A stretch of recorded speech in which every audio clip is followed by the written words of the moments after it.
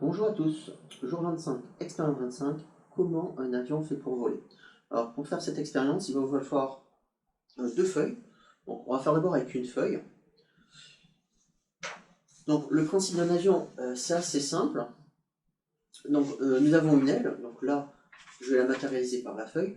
Alors pour que ce soit plus simple, on va éviter de faire donc, la forme de l'aile, hein, on va juste utiliser la feuille telle qu'elle est. Et ce qu'il faut bien comprendre, c'est que pour que cette feuille décolle, il va falloir que la pression de l'air sur la feuille et la pression de l'air sous la feuille, parce que je rappelle que la pression appuie quelle que soit la direction, donc il va falloir que la pression au-dessus soit plus faible que la pression en dessous, pour que cet écart de pression compense le poids de la feuille. Pour faire cette dépression au-dessus de la feuille, pour que la pression en dessous soit plus forte, il suffit de souffler sur le dessus de la feuille. Et plus vous allez souffler fort, mieux ça marche. Donc voilà, donc en soufflant sur le dessus, ça fait monter la feuille vers le haut. Alors pourquoi?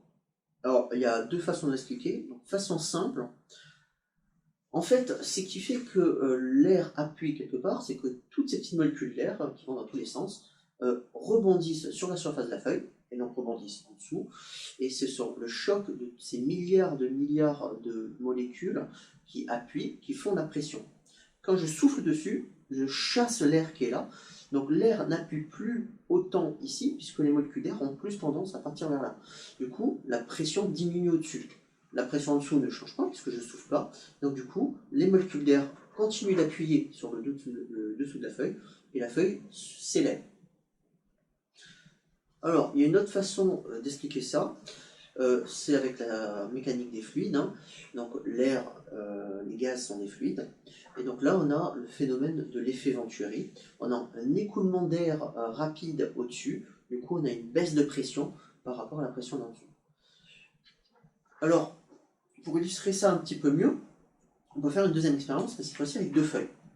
Donc si je mets mes deux feuilles verticales, comme ça, côte à côte, séparées par 4-5 cm, qu'est-ce qui se passe si je souffle entre ces feuilles?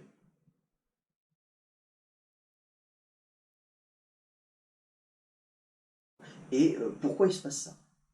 Alors allons-y, hein. Donc je me mets au-dessus et je vais souffler entre les deux feuilles le plus fort possible.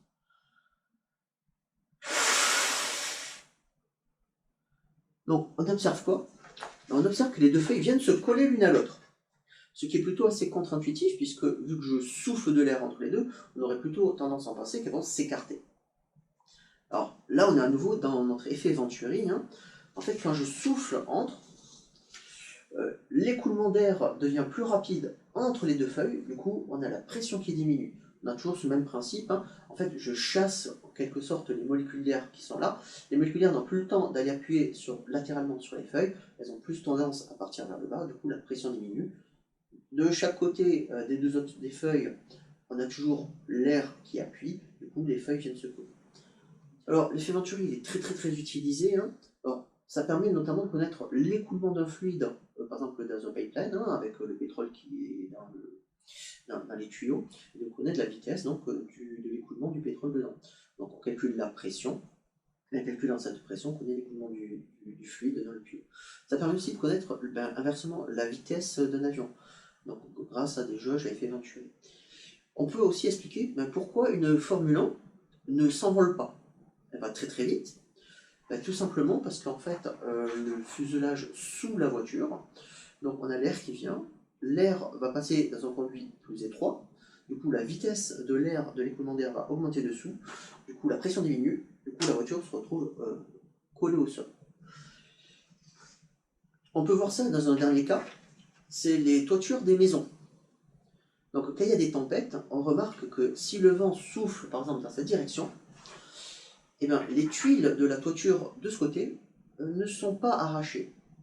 C'est les tuiles du côté opposé d'où vient le vent qui sont arrachées. Alors pourquoi?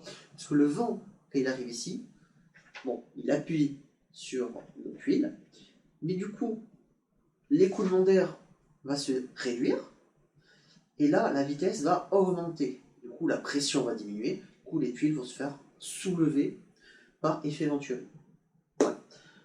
Donc vous savez tout sur l'effet Venturi, et donc sur ce phénomène de portance des ailes d'avion. L'aile d'avion, donc, on a toujours le même principe. Le but, c'est d'augmenter la vitesse d'écoulement au-dessus par rapport en dessous pour créer une dépression au-dessus et du coup avoir cette force par effet Venturi qu'on appelle la portance sur les ailes d'avion. Voilà. À demain pour une prochaine petite expérience.